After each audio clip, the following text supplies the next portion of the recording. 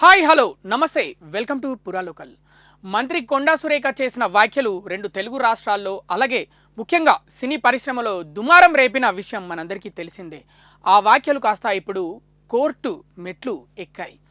సినీ నటుడు నాగార్జున మంత్రి కొండా సురేఖ చేసిన వ్యాఖ్యలు అసభ్యకరంగా అమర్యాదపూర్వకంగా ఉన్నాయని ఆయన నాంపల్లి కోర్టులో పిటిషన్ వేయడం జరిగింది.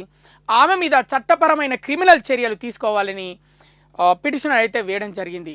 మరోవైపు కోర్టు పిటిషన్ ఎందుకు వేశారు అని అడగ్గా ఆయన వాంగ్మూలం ఇవ్వడం జరిగింది. ఆ వాంగ్మూలంలో ఏంటంటే, మాకు సినీ పరిశ్రమలో ఎప్పటి నుంచో మాకు చాలా పలుకుబడి ఉంది, చాలా పెద్ద ఫ్యామిలీ మాది, మాకు ఎన్నో నేషనల్ అవార్డ్స్ వచ్చాయి, మేము సినిమా రంగంతో పాటు సామాజిక కార్యక్రమాలు ఎన్నో చేస్తుంటాం, వీటి వల్ల మాకు చాలా మంచి పేరు ఉంది. మంత్రి కొండా సురేఖ చేసిన వ్యాఖ్యల వల్ల మా కుటుంబం పరువు పోయింది, సమాజంలో ఆమె మా మీద ఉన్న మంచి పేరు కాస్త చెడగొట్టే ప్రయత్నం చేసింది తన వ్యాఖ్యల ద్వారా. కాబట్టి ఆమె మీద చట్టపరమైన చర్యలు తీసుకోవాలని ఆయన స్టేట్మెంట్లో అయితే తెలపడం జరిగింది.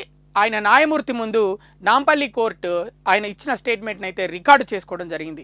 మరోవైపు మొదటి సాక్షిగా ఆయన కోడలు సుప్రియ వాంగ్మూలాన్ని కూడా రికార్డు చేసుకోవడం జరిగింది కోర్టు. ఆమె ఏం తెలిపిందంటే, నేను న్యూస్ ఛానల్ చూస్తుండగా ఇలా మా ఫ్యామిలీ గురించి మంత్రి కొండా సురేఖ చేసిన వ్యాఖ్యలు చూశాను. వెంటనే మా మామయ్యకి కాల్ చేశాను. అప్పుడు ఆయన వైజాగ్లో ఉన్నారు. వెంటనే అక్కడి నుంచి హైదరాబాద్కి రావడం జరిగింది. మా ఫ్యామిలీ మొత్తం కూర్చొని ఈ విషయం పైన చర్చించి మొదటగా పోలీస్ స్టేషన్లో పరువు నష్టం దావా కేసు వేయడం జరిగింది. తర్వాత ఇలా కోర్టులో పిటిషన్ వేయడం జరిగింది. అలాగే మరుసటి రోజు కూడా ఆ వ్యాఖ్యలు మేము చూసాము, చాలా ఇబ్బందికరంగా అనిపించాయి, ఇలా కంటిన్యూ అవుతుండడంతో మేము కోర్టు దాకా రావడం జరిగిందని అయితే ఆమె తెలిపింది.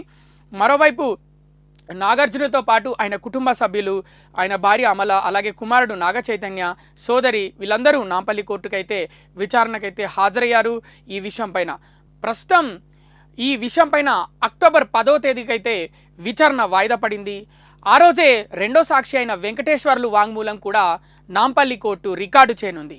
ఇది ఇప్పటివరకు ఉన్న వార్తలు. మరిన్ని వార్తల కోసం చూస్తూనే ఉండండి పురా local, your choice for local voice.